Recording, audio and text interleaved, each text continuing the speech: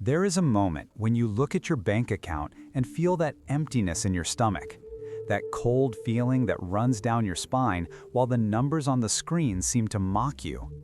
The sweat in the palms of your hands, the breathing that accelerates slightly, that inner voice that begins to calculate how many days are left until the next payment, and if it will be enough to cover all the pending bills.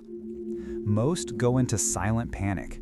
They begin to desperately look for ways to make more money, work overtime, sacrifice time with family, accept projects they hate, all for that illusion of security that never comes. They convince themselves that they need more, always more, to finally feel safe. They appear functional on the outside, but inside they live in a constant state of mental scarcity that consumes them. It is precisely at that moment when they lose all possibility of real abundance. Because true wealth has never been about accumulating, but about perceiving. The moment you define your value by what you have and not by what you are, you surrender your power to external forces that you can never fully control. In the next few minutes, I will reveal to you the hidden philosophy of Alan Watts that radically changed my perception of wealth. You will discover why most seek wealth in the wrong direction, creating more internal poverty.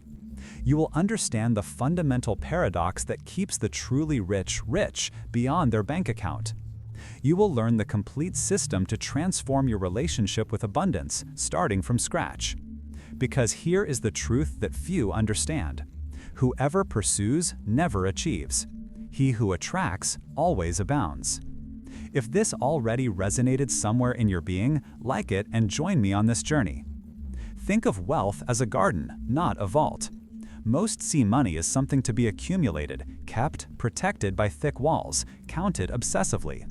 But real money works like a living ecosystem that needs flow, movement, constant exchange. And it is precisely that inner garden that we will cultivate today, seed by seed. Let me show you the fundamental mistake that is blocking your abundance without you even realizing it. We all grew up with the idea that money is scarce, that we must compete for it, that there is never enough. This scarcity mentality was programmed into us from a young age. Save for a rainy day. Money doesn't grow on trees. Don't spend on unnecessary things. Phrases that we hear constantly and that conditioned us to see money as something limited, difficult to obtain, and easy to lose. The average person lives their entire life inside this mental prison. You work a job you hate, anxiously awaiting Friday, dreading Monday, only to get a paycheck that never seems like enough. Result? A life of constant financial frustration, always on edge, always worried. Meanwhile, the person who has internalized Watts' teachings operates from a completely different paradigm. Understand that abundance is first an internal state, then an external reality. Result, you attract opportunities naturally, make decisions from calmness, not fear, and experience flow instead of stagnation. The consequences of this scarcity mentality are devastating in the long term. It not only affects your finances, but your entire existence. You begin to live in survival mode, making decisions out of fear. Your creativity is blocked because your brain is too busy calculating how to make ends meet. Your relationships become strained because you bring that anxiety to every interaction. Your health deteriorates due to constant stress, and the worst thing, you spend years of your life chasing something that, even when you get it, doesn't give you the peace you were looking for. The fascinating thing is that this mental pattern has deep roots. It's not just a matter of financial habits, it is a complete structure of perception. Alan Watts understood it perfectly. Our problem with money is not financial, it is philosophical. As children, we unconsciously absorb the limiting beliefs of our parents, who in turn inherited them from their parents. School reinforces this vision, teaching us to be good employees, not creators of abundance. The media bombards us with messages of lack and competition. This programming creates a reality where we effectively experience scarcity, thus confirming our beliefs in a perfect vicious cycle. It's like a fish that doesn't know it's wet. We are so immersed in this matrix of beliefs about money that we can't even see that it is just that, a mental construct, not an absolute truth. Imagine an abundant forest. Every tree, every plant, every creature takes exactly what it needs, no more, no less. There is no hoarding, there is no fear of tomorrow. Nature operates from abundance, not from scarcity. And we, being part of that nature, have forgotten how to tune in to that natural flow of resources. The average person holds on to money with a closed fist, tension in the body, fear in the mind. The result is paradoxical. The more he clings, the less he receives. The wise man, schooled in Watt's principles, keeps his hands open, allowing money to flow both to him and from him. The result, a constant stream of abundance that is naturally renewed. Perhaps you felt trapped in an endless cycle of working harder to earn more, only to find that your expenses always expand to consume everything you earn. Or maybe you've experienced that empty feeling after purchasing something you thought would make you happy, only to feel like you need something else almost immediately. Have you noticed how even after a salary increase, in a few months you feel the same financial pressure as before? Do you remember the last time you made a business decision out of fear of losing rather than confidence in winning, and how that effectively led to missing opportunities? And even today, as you listen to this, a part of you wonders if you can afford the luxury of investing time in this video when you could be being productive. Money is like water. When you try to hold it too tightly, it slips through your fingers. When you build the right channels, it naturally flows where you direct it. Modern society is like a casino designed to keep you gambling, always convinced that the big win is just around the corner. Meanwhile, the real financial savants aren't even playing that game. They're out building the casino. The hidden price of this mentality is even deeper than the obvious financial problems. You sacrifice your present time for a future that never comes. You sell your current freedom for the promise of future freedom. You compromise your health for material wealth, only to spend that wealth trying to regain your health. And the most tragic thing, you lose the ability to enjoy what you already have, because your mind is always fixed on what you do not yet possess. The ordinary person sees money as an end in itself. Work, save, invest, everything to accumulate more. The financial strategist, inspired by Watts, understands that money is simply a means to exchange value and facilitate experiences. He does not seek to accumulate it for the sake of accumulating it, but rather to make it work in harmony with his true life purposes. But identifying the problem is just the beginning. Now I will show you exactly how to apply Alan Watts' principles to completely transform your relationship with money and abundance step by step, in situations you will face this very week. The core technique I gleaned from Watts' teachings is what I call productive detachment. Don't confuse this with indifference or passivity. It is an active state of mind where you pursue financial goals with all your energy and focus, but without tying your identity or happiness to the outcome. First, you clearly identify what relationship you want to have with money, beyond simply having more. This creates an internal compass that guides your decisions. Then, you act with complete presence in each financial transaction, no matter how small, recognizing the exchange of energy it represents. You will notice subtle changes in how you feel about spending and earning money. Next, you practice conscious detachment from the results, keeping faith in the process, not specific numbers. Finally, you allow abundance to manifest in unexpected ways, being open to opportunities that don't fit into your original plan. Most operate from anxiety and fear when making financial decisions. You will operate from clarity and confidence. The difference is not subtle, it is transformative. He who pursues wealth never feels rich. He who cultivates abundance is already rich. Financial uncertainty paralyzes you. You feel that knot in your stomach every time you think about taking the leap. Doubts invade your mind. What if it doesn't work? What if I lose the little I have? Is this the right time? Most are stuck in this limbo for years, sometimes decades. They obsessively analyze the numbers, look for impossible guarantees, postpone decisions until they have sufficient financial security. Meanwhile, life passes by, opportunities fade, and frustration silently grows beneath the surface of his apparent caution. But you, applying productive detachment, respond differently. You sit quietly and connect with your deepest purpose first. You're not just asking, how much will I earn, but rather, how do I want to contribute and what lifestyle am I looking to create? You create a realistic financial plan, considering the worst possible scenario and confirming that you could survive it. Then, you take decisive action from a place of clarity, not fear. The fascinating thing happens next. By not being terrified by the outcome, your creativity is freed. You see opportunities that were previously invisible. You make smarter decisions because your brain is not hijacked by fear. And paradoxically, by not desperately needing financial success, you attract it more naturally. You did not defend your current security. You created a new reality of possibilities. You did not justify yourself in the face of fear. You transformed it into fuel for action. Now, carry the same principle to your personal relationships where money is involved. Perhaps you are in a relationship where there are differences in income or spending philosophies. These situations often become emotional minefields where power, personal value, and deep fears mix. The common person reacts from insecurity. If you earn less, perhaps you unconsciously feel inferior or dependent.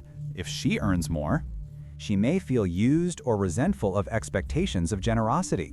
These dynamics are rarely discussed openly, creating underground tensions that poison the relationship. By applying productive detachment, you start a completely different conversation. You don't just talk about numbers and budgets, but about values and meanings. What does money mean to each of us? What makes us feel secure? How can we use our resources to create the life we both want? You listen deeply, without judgment, recognizing that financial attitudes are rooted in family histories and early experiences. What is transformative is how the energy changes in the relationship. By separating human value from financial value, both feel seen and respected. They create a shared purpose for their money, rather than fighting for control or validation. And interestingly, this alignment of values usually manifests itself in greater material prosperity for both. You did not defend yourself from the differences. You created a new paradigm of collaboration. You did not justify your position, you explored a shared territory. In the digital and social realm, where we are constantly bombarded with images of material success and comparison, Watt's mindset becomes even more powerful. Every time you open Instagram or LinkedIn, your brain processes dozens of "I don't have enough" or "I'm not enough" signals in a matter of seconds. The typical response is a toxic mix of envy, self-hatred, and compensatory consumption. You see someone with the new car, the fancy vacation, or the dream house, and you automatically feel left behind. This triggers impulse purchases or, worse yet, major financial decisions motivated by appearance rather than actual value. With productive detachment, you completely transform this dynamic. When you encounter content that would normally trigger comparison, you consciously pause. You recognize the reaction without identifying with it. You ask yourself, does this resonate with my true values or just my ego? What can I learn here about what I truly value? The change is immediate. Instead of feeling diminished by the success of others, you are inspired. Instead of consuming to compensate for insecurities, you invest in alignment with your values. Your digital presence is transformed from a comparison exercise into a value clarification laboratory. You didn't defend yourself against feelings of inadequacy, you transformed them into compasses towards your true desires. You didn't justify your current position, you expanded your vision of the possible. But be careful. There are 3 dangerous pitfalls when applying this philosophy. The first mistake is confusing detachment with inaction. Many interpret Watt's teachings as an invitation to financial passivity, waiting for the universe to simply provide. This happens when you take the concept superficially, without understanding the central paradox. Stagnation disguised as spirituality. The correction is to balance surrender with purposeful action, maintaining clear goals while letting go of attachment to how and when.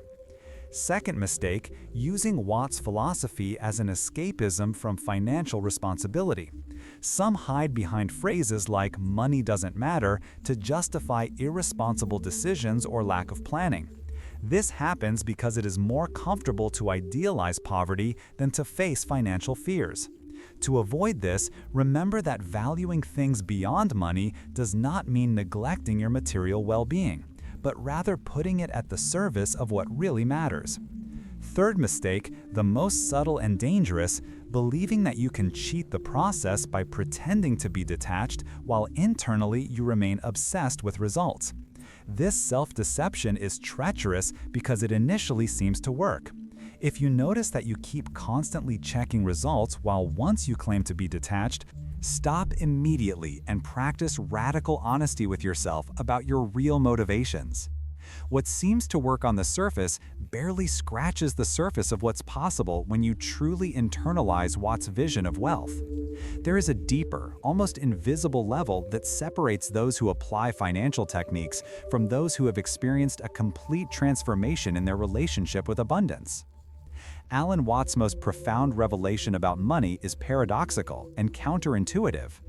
True wealth comes from understanding that you need nothing to be complete. All of contemporary culture is designed to convince you otherwise.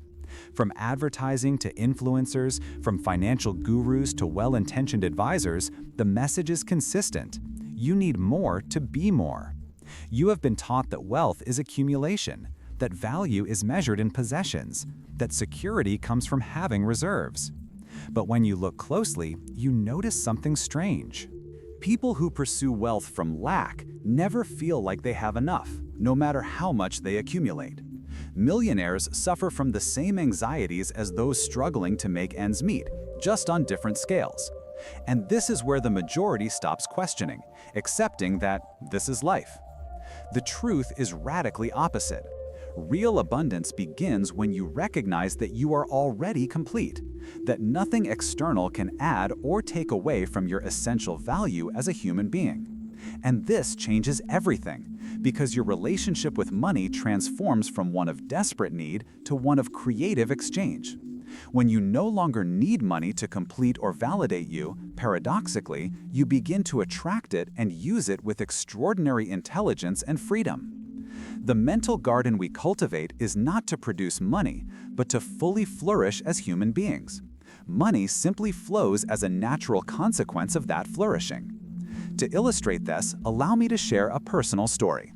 For years, I built my professional career from the fear of lack. I worked endless hours, took on any client, sacrificed health and relationships, all to secure my future.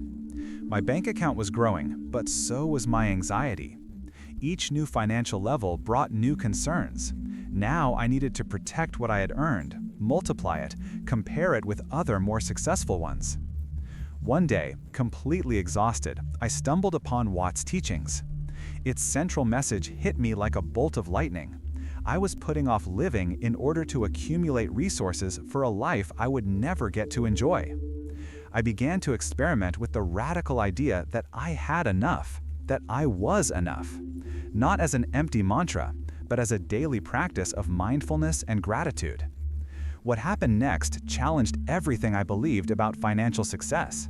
By stopping chasing clients out of desperation, I began to attract better opportunities. Valuing my time as already precious, my hourly rate naturally doubled. By no longer identifying with my net worth, I made wiser and more creative decisions. In 3 years, my financial situation improved more than in the previous decade of anxious effort. This transformation is neither unique nor accidental. You can see it in countless entrepreneurs who achieve their greatest success precisely when they stop obsessively pursuing it. Notice how true innovators are often motivated by purpose and curiosity, not accumulation. Notice how the wisest investments come from patience and long-term vision, not from greed for quick profits. Think about your own experience. Haven't you noticed that your best financial decisions came when you were centered and at peace, not when you acted out of panic or greed? Haven't you experienced how the most significant opportunities appeared when you weren't desperately looking for them? Abundance is not something you chase, it is something you allow. Money is not a goal, it is a byproduct. When you truly internalize this perspective, a profound transformation occurs in how you perceive every aspect of finances. Where you once saw bills as burdens, you now recognize exchanges of value and opportunities to express gratitude. Where you once felt anxious about investing, you now experience curiosity and learning. Where before you constantly compared yourself to others, you now focus on your own unique path. When you truly master this philosophy, you begin to make financial decisions from a place of abundance, even when resources are limited. You don't react to market fluctuations with panic, but with presence and adaptability. Conversations about money with loved ones become opportunities to deepen connections, not sources of conflict. Situations that seemed to you before they were financial disasters, now you see them as redirections towards something better. And most importantly, you experience financial peace regardless of your external circumstances. The master of money is not the one who accumulates the most, but the one who needs the least to be free. Now that you understand this fundamental truth, it is time to transform this understanding into a practical system. I'm going to give you concrete tools, a specific plan, and the complete map to implement this philosophy in your daily life starting today. The first tool is called value accounting. Fundamentally, it is a daily practice to track not only where your money goes, but what real value it brings to your life. You use this specifically when reviewing expenses, when considering a purchase, or when evaluating income opportunities. Here's how it works in detail. Every night, spend 5 minutes reviewing your transactions for the day. For each expense, ask yourself, what real value did this bring me? Is it consistent with my deepest values? For each entry, reflect, how did I contribute to the world to receive this? Do I feel good about this exchange? For example, when you're considering a monthly subscription, instead of simply asking yourself if you can afford it, ask yourself exactly, what headspace, time, or energy does this free up for me? Does it get me closer to the person I want to be? Don't rationalize. This precision is what creates clarity. The effect is immediate. You begin to see unconscious patterns in your relationship with money. And subsequently, you naturally redirect resources toward what you genuinely value. The second tool is the abundance withdrawal. It is a weekly practice of completely disconnecting from financial transactions, numbers, and decisions. You use it when you feel increasing anxiety about money, when you find yourself obsessively checking accounts, or when you are about to make important financial decisions. This practice works as a neurological reset. Designate 2 to 3 hours each week where you don't buy anything, don't review accounts, don't talk about money, don't plan finances. Instead, immerse your attention fully in experiences that remind you of natural abundance, a park, a sunset, music, human connection, creativity. The goal is not to avoid financial responsibilities, but to temporarily interrupt mental patterns of scarcity. When you return to financial matters after this fast, you do so with renewed perspective, noticing opportunities and solutions previously invisible under stress. The third tool is conscious money meditation. This visualization practice reprograms your subconscious relationship with abundance. You specifically use it before salary negotiations, product launches, major investments, or when facing intense financial fears. The technique begins with conscious breathing to focus your energy. Visualize money as water flowing freely to and from you, nourishing everything it touches. Vividly imagine how the money you spend enriches others and how the money you receive represents value you have created. Feel gratitude for this flow, regardless of its current volume. The powerful thing about this practice is that it recalibrates your nervous system. Money stops being a threat or obsession and becomes a neutral ally. When you trade from this state of mind, you will project a natural confidence that others will perceive subliminally, significantly improving your financial results. He who sees money as an enemy will always be at war. He who sees him as an ally will always find peace. Now I am going to give you a surgical plan for the next 7 days. It is not theory, it is precise protocol to implement this philosophy until it becomes your second nature. In the first 2 days, your only focus is to implement value accounting. Don't try to do everything, just this.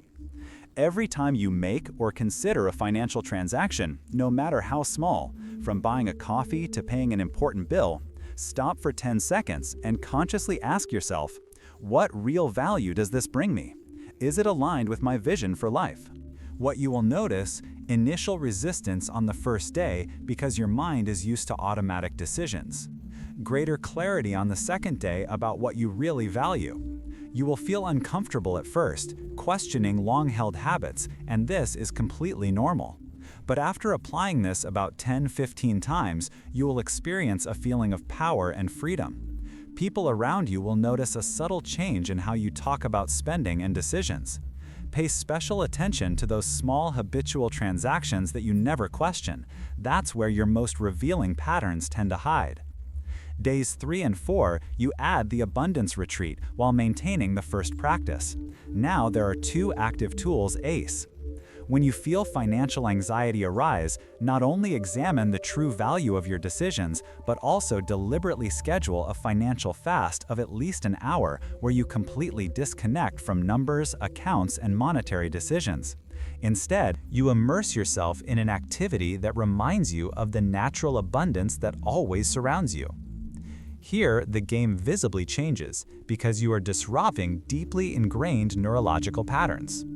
You will notice a measurable decrease in your overall level of financial anxiety, an increased ability to make decisions from calm rather than fear, and particularly a new ability to distinguish between urgent and important in your finances. If you experience a sense of guilt for not doing anything productive during your retirement, it's a sure sign that you desperately needed it. Adjust the duration according to your internal resistance level. Days 5, 6, and 7 are for refinement and integration of the third tool.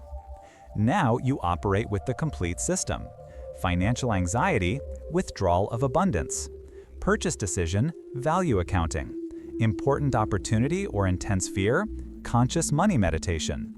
Observe specifically how your language about money changes, how your automatic reactions to financial events transform, how your relationship with economic uncertainty evolves. Adjust the duration or frequency of practices based on the results you experience. If you notice persistent resistance to a specific tool, it means you are touching a nuclear pattern, precisely where you need to work most. At this point, you will already feel a tangible transformation in your relationship with money. It is not imagination or autosuggestion. It's a measurable change in your stress levels, decision clarity, and sense of financial agency. And this is just the beginning of the journey. But maximum attention now, because there are 3 mistakes that can completely sabotage your progress in this transformation. Mistake number 1. Confusing acceptance with resignation. It looks similar but is fundamentally different. Resignation says, I can't change my situation, so I settle. Acceptance says, I fully acknowledge my current reality as a starting point for creating something new. It especially happens when you face real financial difficulties. The sign that you are falling into this is that you stop taking constructive action. Immediate consequence, stagnation disguised as spirituality. Medium-term consequence, resentment and eventual abandonment of these principles. The correct correction is to ask yourself, am I using this philosophy to avoid fear of action or to act from a more centered place? Mistake number 2. Implementing these practices as mechanical techniques without the deep understanding behind them. Many focus on following the steps to the letter but lose the transformative essence. This happens because it is easier to follow instructions than to question fundamental beliefs. You'll recognize this mistake when practices become another obligation on your list instead of moments of release. To correct this, constantly return to the central question: am I valuing the process over the outcome? Am I present in this financial moment or projected into imaginary futures? Mistake number 3, the most insidious: believing that you have solved your relationship with money after a few weeks of practice. This self-deception is especially dangerous because it occurs just when you start to see positive results. If you find yourself thinking, I got this all figured out, or stopping questioning your financial decisions, you've fallen right into this trap. True mastery is not a final destination, but a continuous path of refinement. Maintain beginner's humility even as you develop mastery, recognizing that each new financial circumstance is an opportunity to deepen your understanding. The silent secret that separates those who experience superficial transformation from those who achieve true financial freedom is unwavering consistency. The system works, but only if you make it your new normal. It's not a fad. So let's recap, but not as a technical summary. I am going to give you the 4 fundamental pillars that will now define your new relationship with abundance and money. First pillar: scarcity is a mental illusion, not an external reality. As long as you continue chasing money out of fear and lack, you will create precisely the conditions that perpetuate that lack in your life experience. Second pillar: true abundance emerges when you align each financial decision with your deepest values, applying mindfulness to each transaction, no matter how small it may seem. Third pillar: the paradoxical secret that Watts discovered is that when you no longer need money to feel complete, you attract it and use it with an intelligence and creativity that was impossible from the state of desperate need.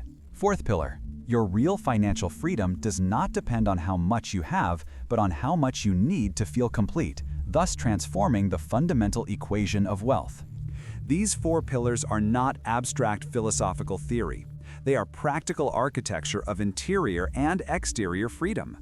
And now you have the complete map to build it. He who chases never reaches. He who allows always receives. Now comes your challenge, and it begins exactly now, not tomorrow, not when you are ready. In the next 24 hours, you are going to face at least one financial decision. It can be something small like an impulse purchase, something significant like an investment opportunity, or something routine like paying bills.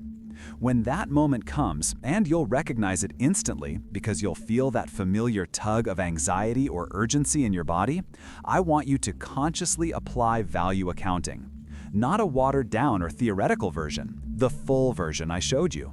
You don't need to announce to anyone that you are trying something new. The beauty of this practice is its external invisibility. Simply stop for a full 10 seconds, take a deep breath, and ask yourself, what real value does this transaction bring me? Is it aligned with the person I am choosing to be? Because when you do this, 3 things will happen. You will immediately notice how your body sensation changes as you make the decision. You will discover clarity about what you truly value in that specific context. And you will experience a sense of power and agency that is completely different from your decision's usual financial statements. This is your moment of truth, your chance to prove to yourself, not to me or anyone else, that this philosophy is not just another intellectual theory, but a transformative tool for your everyday life. And after you do, come back here and tell me specifically how your emotional experience changed during the decision. I want to know exactly what you noticed differently in your body and mind as you applied this expanded awareness. Comment exactly this, word for word. Money follows value, not need. This is not just a comment. It is an act of commitment. It shows that you haven't simply consumed another finance video, but have consciously chosen a new paradigm of abundance. That you are not part of the majority that seeks shortcuts to material wealth while perpetuating its internal poverty. You are part of the abundance cultivators, people who understand that true wealth flourishes from the inside out. This is our shared password, our mutual recognition code. I will read each comment personally, and I will know exactly who understood the transformative essence and who just skimmed over it looking for quick techniques. Comment now and seal your commitment. And since you have come to the end of this journey, there is something else I must share with you. In my next video, I will reveal to you the optimal flow principle that Alan Watts discovered in his later years. It's about synchronizing your financial decisions with the natural rhythms of opportunity and scarcity that exist in every economy. It involves a completely counterintuitive approach to making investment and spending decisions. And it explains why most always buy high and sell low, even when they try to do the opposite. But that's for our next conversation. Subscribe now and turn on notifications. The next video will be out in exactly 7 days. Remember that garden I mentioned at the beginning? Now you fully understand its meaning. It is not about growing money like decorative plants that are displayed but do not nourish. It's about creating a complete ecosystem where you are both the gardener and the garden itself.